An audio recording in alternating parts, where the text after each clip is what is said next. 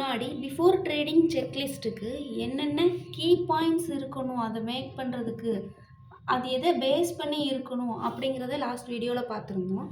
இப்போது அதில் என்னென்ன பாயிண்ட்ஸ்லாம் இருக்கலாம், இருந்தால் ஹெல்ப்ஃபுல்லாக இருக்கும் அப்படின்னு பார்க்கலாமா?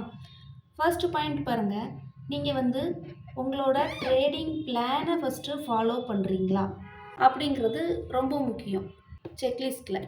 அடுத்த பாயிண்ட் பாருங்கள், இது எஸ் ட்ரேட் தானா, அதாவது இந்த ட்ரேடு எடுக்கக்கூடிய ட்ரேட் தானா, இதில் நம்ம கான்ஃபிடெண்ட்டாக இருக்கோமா அப்படிங்கிறது ரொம்ப முக்கியம். கான்ஃபிடெண்ட்டாக இருந்தால் மட்டும்தான் அந்த ட்ரேட் எடுக்கணும். கான்ஃபிடென்ஸ் இல்லை அப்படின்னா அந்த ட்ரேடு எடுக்கிறதே வேஸ்ட்டு. உங்களோட லாட் சைஸ், நீங்கள் லாட் சைஸ் என்ன வைக்க போகிறீங்க, உங்களோட லாட் சைஸை நீங்கள் கால்குலேட் பண்ணியிருக்கீங்களா, அதையும் செக் பண்ணிக்கணும். அதுவும் உங்கள் செக்லிஸ்ட்டில் இன்க்ளூட் ஆகக்கூடிய ஒரு முக்கியமான விஷயம். நீங்கள் நியூஸ் பார்த்து ட்ரேட் பண்ணக்கூடிய ஒருத்தராக இருக்கீங்க அப்படின்னா, ஏதாவது நியூஸ், மேஜர் நியூஸ் அப்கமிங்கில் வருதா அப்படிங்கிறதையுமே செக் பண்ணிக்கணும். நம்ம சேனலை பொறுத்த வரைக்கும் நம்ம எல்லா மேக்ஸிமம் வீடியோஸும் நீங்கள் பார்த்துருந்தீங்கன்னா தெரியும், நம்ம நியூஸ் பார்த்து ட்ரேட் பண்ண மாட்டோம். அதுக்கப்புறமா இந்த ட்ரேடை எடுக்கிறது மூலமாக நீங்கள் ஃப்ரீயாகவும் ரிலாக்ஸ்டாகவும் ஃபீல் பண்ணுறீங்களா, இல்லை டென்ஷனாக அந்த மாதிரி இருக்கீங்களா அப்படிங்கிறதையுமே ட்ரேட் எடுக்கிறதுக்கு முன்னாடியே நீங்கள் டிசைட் பண்ணியிருக்கணும்.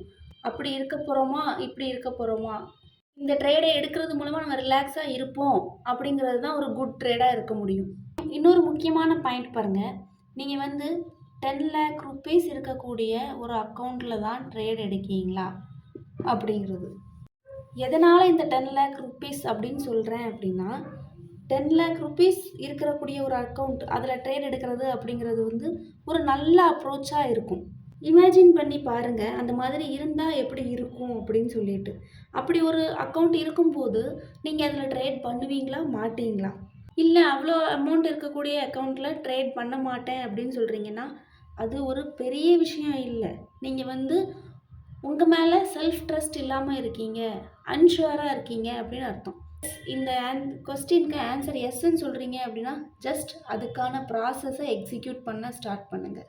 இன்னொரு குட்டி டிப் ஒன்று கொடுக்குறேன்.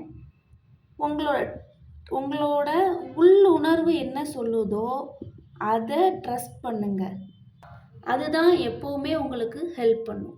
அதை விட்டுட்டு அடுத்தவங்களை நம்பி ஏமாந்து போகாதீங்க. செல்ஃப் ட்ரஸ்ட் ரொம்ப முக்கியம். பிடிச்சிருந்தா லைக் பண்ணிக்கோங்க.